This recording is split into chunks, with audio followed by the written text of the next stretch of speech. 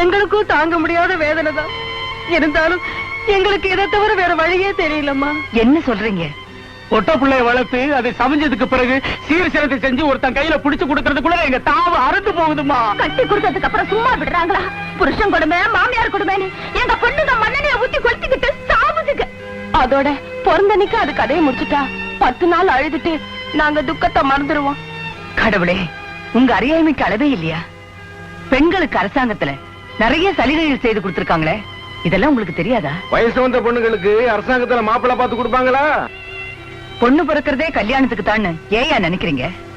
பொம்பளைங்களையும் ஆம்பளைங்களுக்கு சமானமா படிக்க வைங்க. ஒரு தொழிலை கத்து கொடுங்க. அவ உழைச்சு சம்பாதிச்சு உங்களை காப்பாத்துவா. நானும் உங்களை போல ஒரு பொண்ணு தானே. தாசில்தார உத்தியோகம் பார்க்கல. இன்னைக்கு பெண்கள் கலெக்டராகவும் நீதிபதிகளாகவும், ஏன் நாட்டுக்கே பிரதமராகவும் இருக்காங்க.